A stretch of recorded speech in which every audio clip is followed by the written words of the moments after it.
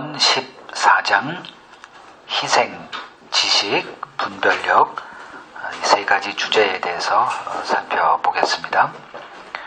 자, 먼저 4절을 같이 읽겠습니다.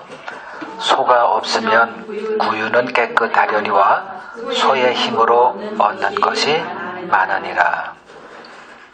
그러니까 소를 키우지 않으면 구유를 청소하는 번거로움, 수고도 할 필요가 없죠. 또 소 여물을 이렇게 준비하는 그런 희생 필요가 없습니다. 그러니까 소를 키우는 이유는 그 소의 힘으로 얻는 것이 많기 때문이죠. 그래서 무엇을 얻으려면 무엇을 잃는 것을 감안해야 된다. 이제 그런 뜻이죠. 세상도 이런 것들은 충분히 이해할 수 있고, 이러한 경구, 금언들은 넘쳐납니다. 근데 하나님의 그 성경에 이 구절을 우리가 어떻게 이해해야 되는가, 우리가 살펴보고자 하는 겁니다. 첫 번째, 빌립보서 3장 7절에서 9절을 보면 어떤 것을 얻고자 어떤 것을 포기하는 사도 바울의 모습을 볼 수 있습니다. 사도 바울이 얻고자 했던 것은 무엇이었고 그것 때문에 그가 포기해야 했던 것은 무엇이었는지 한번 살펴보겠습니다. 빌립보서 3장 7절에서 9절을 같이 읽겠습니다. 빌립보서 3장 7절에서 9절. 그러나 무엇이든지 내게 유익하던 것을 내가 그리스도를 위하여 다 해로 여길 뿐더러 또한 모든 것을 해로 여김은 내 주 그리스도 예수를 아는 지식이 가장 고상하기 때문이라. 내가 그를 위하여 모든 것을 잃어버리고 배설물로 여김은 그리스도를 얻고 그 안에서 발견되려 함이니 내가 가진 의는 율법에서 난 것이 아니요 오직 그리스도를 믿음으로 말미암은 것이니 곧 믿음으로 하나님께로부터 난 의라. 바울이 예수님을 만나기 이전에 유대교 안에서 참 오랜 세월을 신학 공부를 했습니다. 그 과정이 얼마나 오래됐는지는 자세히는 우리는 모르겠지만 그것을 얻기 위해서 참 치열하게 공부했을 것이고 많은 것을 투자해서 지금 그리고 남들보다는 탁월한 그 유대교 그 신학 지식을 갖고 있었던 사람이었습니다. 그래서 예수를 믿는 그 기독교가 등장했을 때 자기의 그 지식을 가지고 이것은 이단이다라는 확신을 갖게 됐고, 그래서 기독교를 진멸하는데 가장 앞섰던 사람이었습니다. 그 길로 계속 갔다면 그는 유대교에서 참 미래가 보장되는 사람, 편안한 삶을 살 수 있었던 사람이었습니다. 그런데 주님이 그에게 찾아와서 그의 눈을 열어주셨습니다. 복음의 눈이 열린 거죠. 그의 유대교 신학 상식으로는 그 예수 그리스도의 복음이 용납될 수 없는 것이었지만 그 하나님께서 그의 눈을 열어준 이후에 자기가 여태껏 알고 있었던 것이 거짓이었다는 것을 이제 알게 된 거예요. 그리고 하나님을 알아가는데 오히려 방해 요소였다는 것을 이제 그가 알게 되고 나서 내렸던 것이 뭐냐 하면 지금까지 내게 유익했던 모든 것들을 다 버리는 그 이유는 그래야만 얻기 때문에 그렇습니다. 이 복음이라는 게 그래요. 버림이 없이 얻음이 없어요. 유익하던 모든 것을 그리스도를 위하여 다 해로 여길 뿐더러 이 경험을 가진 사람, 이 사람이 복음을 아는 사람이라는 거예요.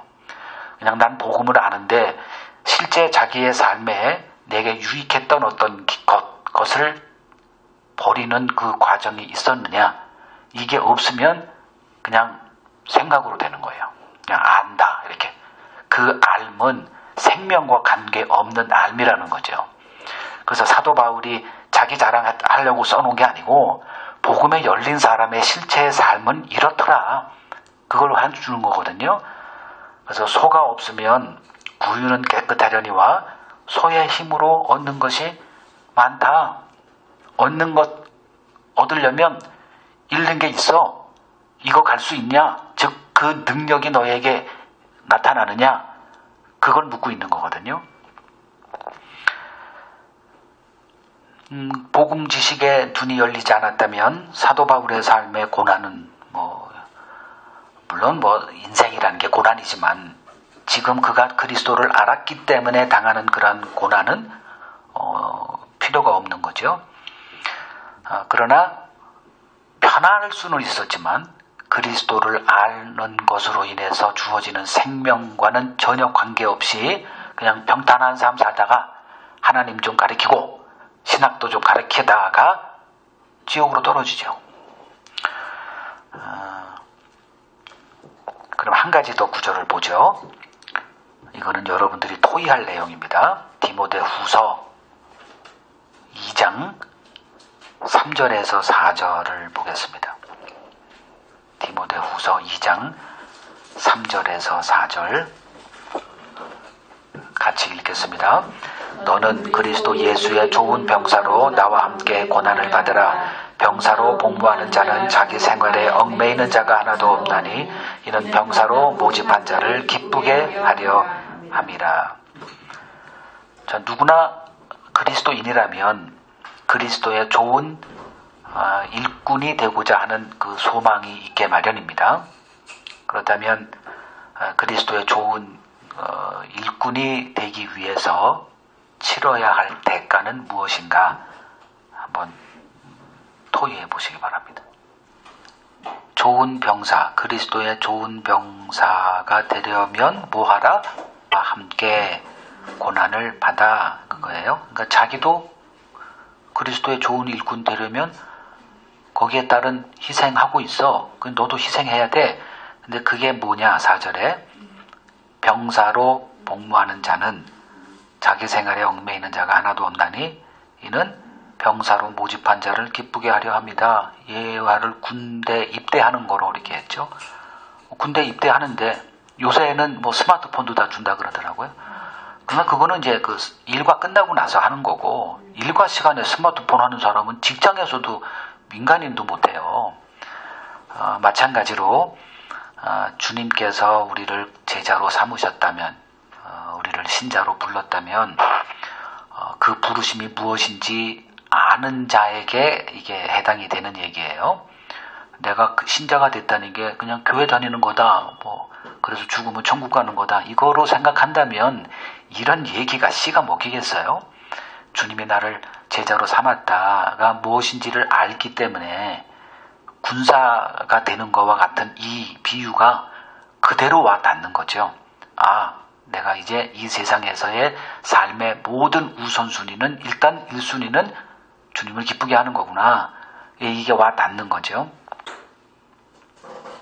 그 다음에 두 번째 마태복음 16장 24절에서 27절을 읽으시고 예수님을 따르는 이유는 무엇인지 그래서 그것을 위해서 무엇까지 포기해야 하는지 한번 살펴보겠습니다.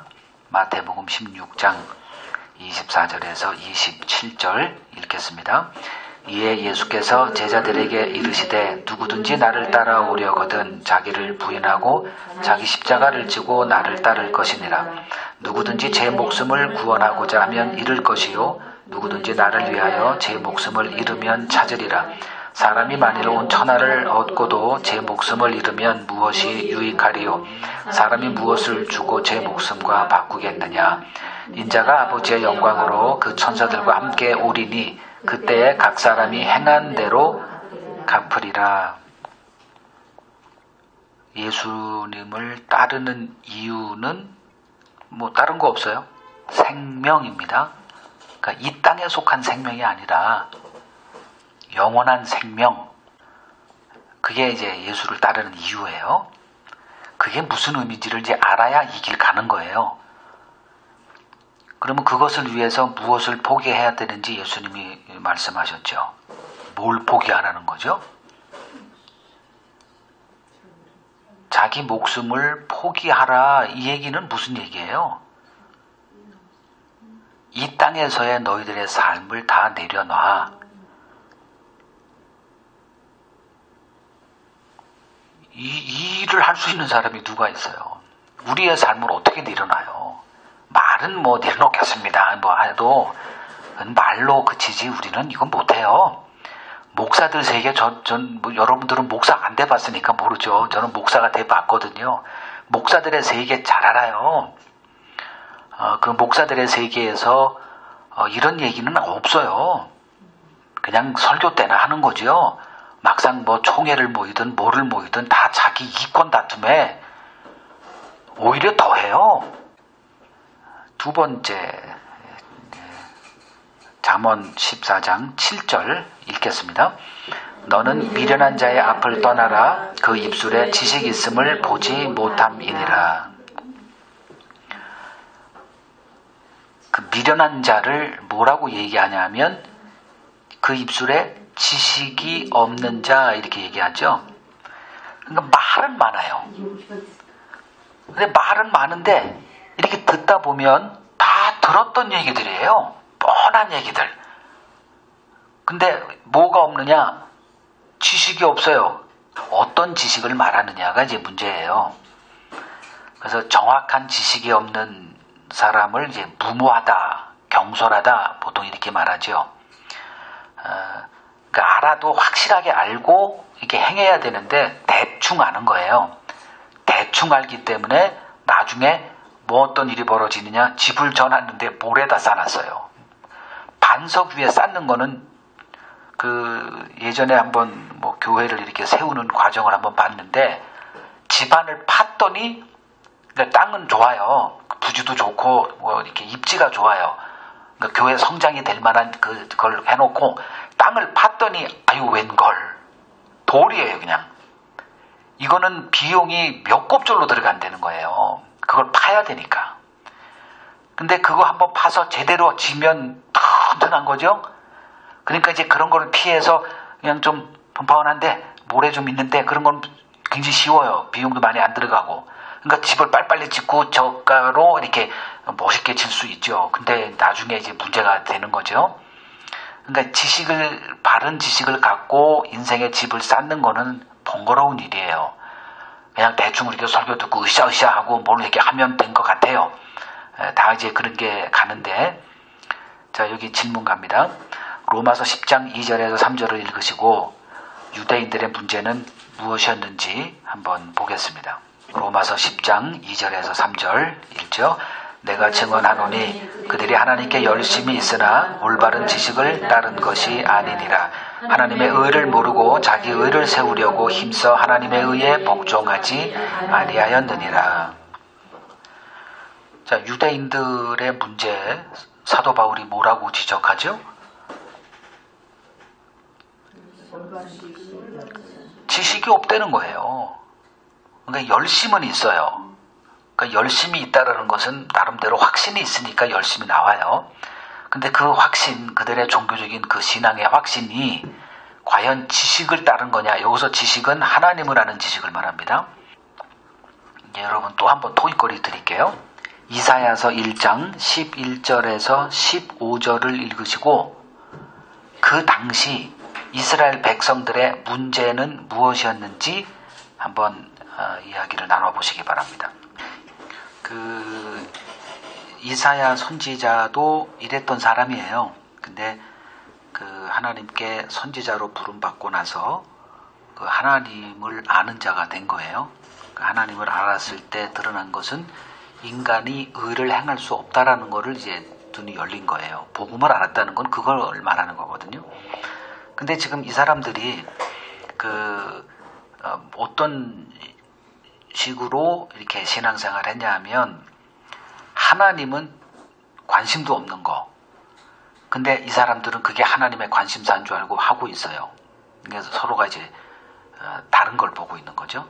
근데 이 사람들이 이걸 했던 것은 하나님이 하라고 하니까 한 거예요. 이걸 자기들이 만들어내서 제사를 자기들이 뭐 생각해서 제사 하나님이 좋아할까? 하겠지? 이런 게 아니라 너희들이 나한테 나올 때 이렇게 제사를 드려. 그래서 한 거예요. 그리고 월삭, 안식일 뭐 이런 것도 하나님이 하라고 해서 한 거예요. 그래서 하나님이 하라는 걸 지금 열심히 하고 있는데 하나님이 이렇게 처음에는 이제 그래 잘한다. 근데 세월이 지났어요. 그리고 여전히 그거 하고 있어요. 그러면 하나님은 질려버렸다는 거예요. 그래서 다시는 좀 이거 못 오게 좀 해. 견딜 수가 없어 내가. 근데 이 사람들은 오늘날 뭐 교회 어떻습니까? 예배의 홍수잖아요. 기도의 홍수, 헌금의 홍수, 봉사의 홍수, 뭐 이런 그냥 하나님이 기뻐하겠지라는 생각으로 목사들이 조장하잖아요. 그런 식으로 해서 하나님 감동받겠어. 그러니까 더 열심 경쟁이죠. 더 열심, 누가 더 열심을 내느냐. 어떤 사람이 11조 100만 원 냈다 그러면 얼마 내겠어? 돈이 있을 때 옆에서 저기가 100만 원 내서 그거 다 공개하잖아요. 교회마다. 얼마 내겠어요 그러면? 1000만 원. 나는 110만 원인 줄 알았더니 이게 10배를 띄워버리네. 자, 이런 심정이에요. 여기가 1000만 원 내면 또 저쪽에 있는 사람은 2000만 원? 아니 이 복 받는다는데 우리나라 사람들 옆에서 뭐 자녀 학원 보냈으면 나는 3개, 4개 보내잖아요. 그 누가 경쟁해서 집니까? 그러니까 이런 경쟁을 지금 하는 거예요. 근데 막상 그 예배의 그 대상인 하나님은 지겨워 죽겠대요. 못 견디겠대요. 자, 뭔 일이 벌어진 거죠? 문제는 하나님에게는 없을 거예요. 그럼 이들이 문제가 있다라고 봐야 되고, 그럼 이들의 문제는 뭘까 정리하면 자기들이 드리는 이 행위를 하나님이 기뻐하실 줄 알았다는 거예요. 그래서 오늘도 제가 오전에 했지만 그 언약궤를 바라봐야 되는 거예요. 그 히스기야가 이제 아수르에 침공받아서 이제 예루살렘만 남았네요. 이제 전쟁은 진 거예요. 끝난 거예요. 이제 항복문서 받으러 왔지 공격해오면 다 죽어요. 그러니까 마지막에 항복문서 해라. 항복하라. 그 히스기야가 옷을 찢고 사생결단하러 성전에서 기도하는 것. 보통 사람들은 거기서 이제 하죠. 거 봐라. 여러분들 기도하지 않으니까 어떤 곤경에 처했을 때 히스기야한테 배웁시다. 야곱의 그 목숨 건 기도, 다니엘의 금식 기도 이거 배웁시다. 그게 하나님이 원하는 게 아니라고 아무리 얘기를 해도 못 알아먹어요. 그냥 현실에서 어떤 방법을 배우는 거예요. 성경에서. 어떤 사람을 본다는 거는 그 사람이 뭘 했기 때문에 복받고 부자가 됐냐, 고난에서 위기에서 탈출했냐, 그럼 기도가 있더라. 그 기도도 어떻게 하더라. 옷을 찢어라. 그러면 무슨 소리야. 그걸 또 해석을 하고, 다니엘이 금식했더라. 그러니까 응답받았더라. 울부짖어라. 그럼 울부짖어라. 그것도 밤새서 기도했더라. 철야 기도했더라. 온 가족이 다 모여서 기도했더라. 이런 방법을 보는데 하나님의 관심사는 제사장 위에 있는 언약궤예요. 그리고 이스라엘을 건져주신 그 이유를 내가 다윗을 위하여 너희들을 구원할게. 이게 뭐냐 하면은 그 히스기야는 자기 의를 상징하죠. 자기 행위를 상징합니다. 그 행위를 포기를 못해요. 근데 이것 때문에 내가 우리나라가 구원받았지. 다 그렇게 생각합니다. 보통 설교당 이렇게 돼 있어요. 근데 하나님은 내가 다윗을 위하여. 얼마나 기분 나쁘겠어요, 히스기야가. 다른 사람들은 상관없어요. 뭘 한 사람은 굉장히 기분 나쁜 거예요. 이 언약을 바라봐라가 그거거든요. 예수 때문에 내가 너희들을 구원하겠다. 그러면 유대인들은 뭐요, 우리는 그러면? 우리에게 이걸 지켜 행하면 이게 의미가 이게 사라지니까 사도 바울도 그리스도를 믿는 모든 사람들을 진멸해 버리려고 했던 거죠. 동일한 거죠. 자기들의 신앙 행위를 하나님이 기뻐 받으시겠지. 이게 오늘날 기독교하고 교회를 똑같이 하는 것 아닙니까? 예수 믿었지만 그래서 천국은 이제 따놓은 그들에게 십자가나 예수는 그 티켓이에요. 그냥 영화관 들어가는 티켓 하나 사놓은 거예요. 그리고 이제 나머지 거래에 관심을 갖는 게 이런 것들이죠. 무수한 재물, 분양, 절기 지키는 거, 그리고 기도하는 거, 뭐 다 그런 것들이에요. 거기 마태복음 23장 23절을 한번 보죠. 주님이 이제 정리해서 이렇게 말씀하신 구절이 있거든요. 마태복음 23장 23절 읽겠습니다. 화 있을진저 외식하는 서기관들과 바리새인들이여, 너희가 박하와 회향과 근처의 11조는 들이되 율법에 더 중한 바 정의와 긍휼과 믿음은 버렸도다. 그러나 이것도 행하고 저것도 버리지 말아야 할지니라. 주님이 말씀하신 그 유대교의 문제는 무엇이었느냐? 예를 11조를 한 거예요.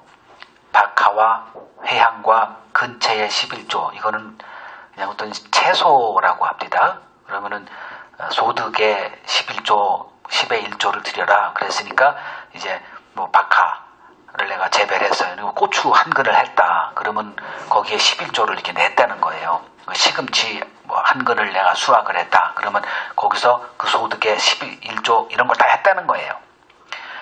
그렇지만 그 별로 하찮아 보이는 것에 11조는 그렇게 정확하게 열심을 내면서 막상 11조의 정신인 정의, 긍휼, 믿음. 그러니까 그 율법의 행위가 있어요. 신앙의 행위가 있고 그 행위와 정신이 있어요. 이 두 개를 얘기하는 거예요.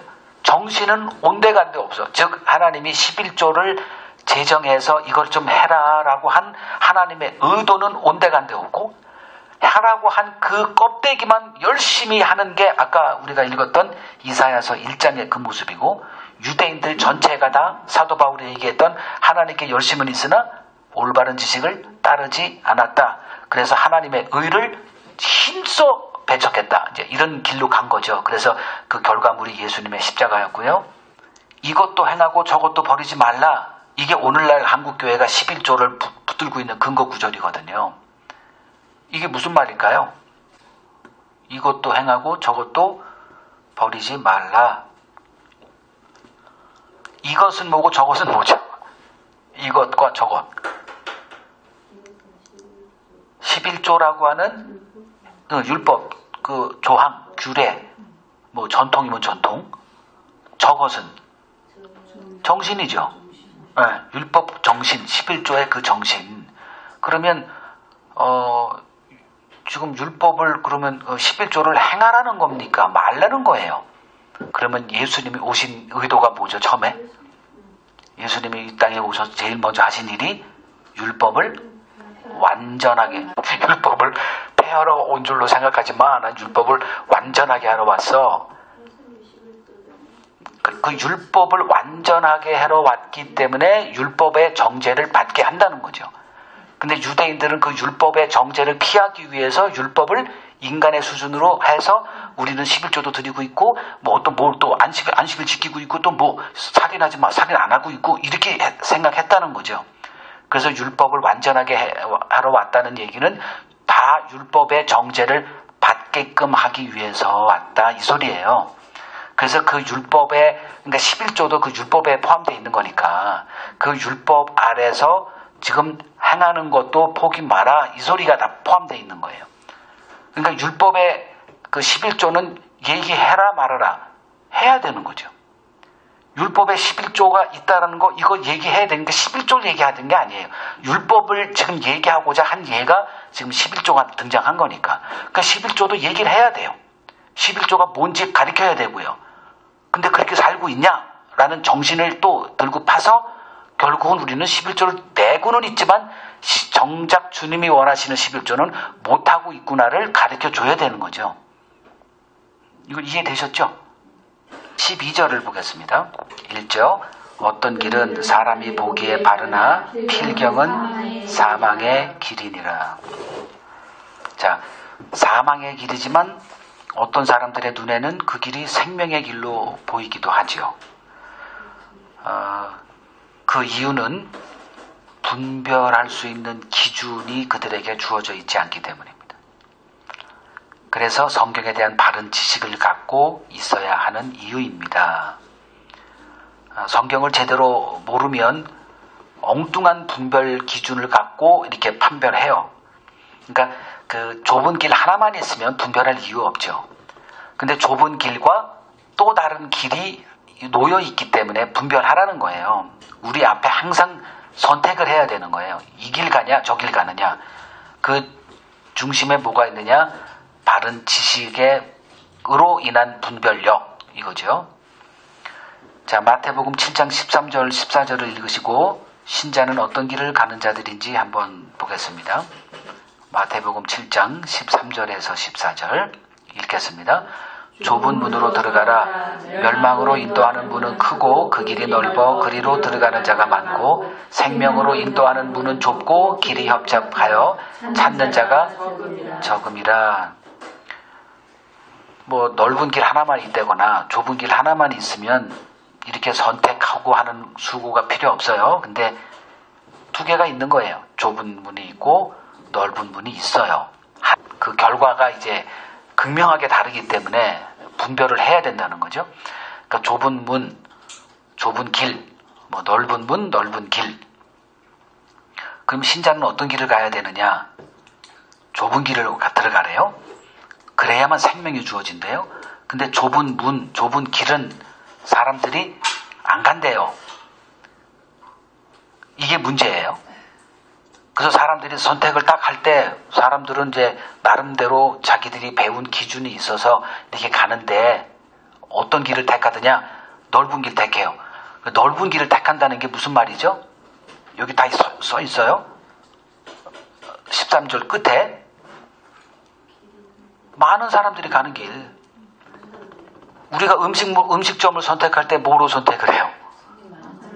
아니, 사람이 들썩이면, 그리고 사람이 점심시간인데 한두 명 와 있어요. 그럼 이유가 있으니까 안 오겠지라는 걸 우리가 그냥 생상으로 생각해요. 그러니까 다 이렇게 넓은 길을 택해요. 왜 넓은 길 택할까? 사람이 많이 가니까. 사람들이 많으니까 일단은 안전하죠. 그렇게 가는 거예요. 그래서 근데 좁은 길을 선택하는 자들이 등장하더라. 그게 니들이 하는 길이겠냐? 이제 이렇게 묻는 거예요.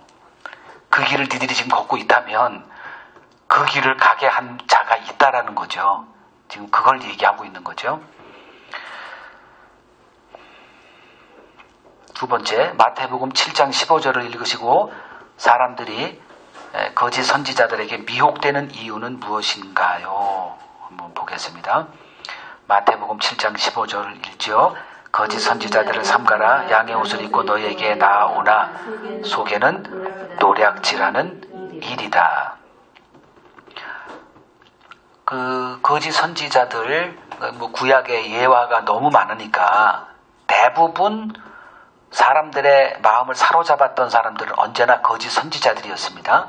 그러니까 하나님이 보낸 선지자들은 하나같이 박해받고 배척당하고 미움당하는 길로 갔어요.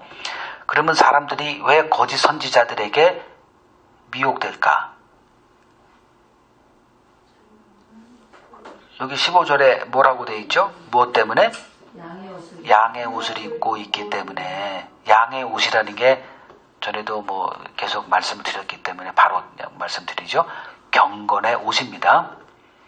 경건의 옷을 입고 오기 때문에 그 속에 그 노략질하는 일이라는 거는 다 쏘가 넘어가요.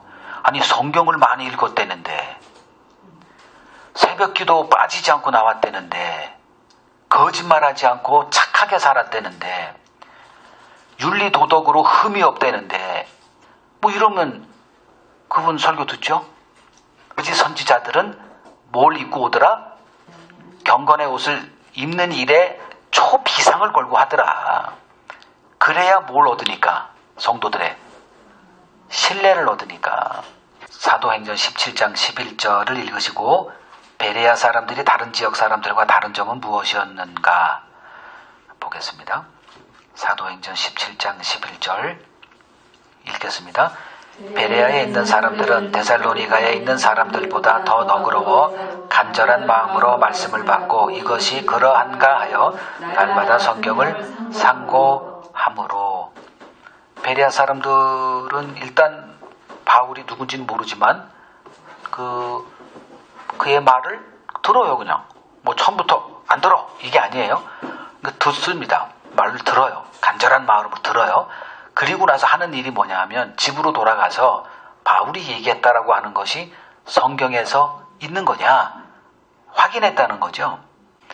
그러니까 확인 작업했다는 거예요. 그래서 내가 해야 되는 내 마음속에 이렇게 세워지는 그 신앙 체제가 올바른 지식 위에 세워지는 것인가 이걸 좀 까탈스럽게 했다는 거예요. 그냥 여기 오시는 분도 제 설교 믿지 마세요. 들으세요. 들으시고 나서 성경에서 과연 사도들이 전한 복음이더냐 이게 쉽지는 않죠. 말은 참 그렇지만 성경 본다고 해서 이게 되는 건 아니고 그래서 그 분별력을 키워나가는 일을 지금 우리가 하자는 거죠.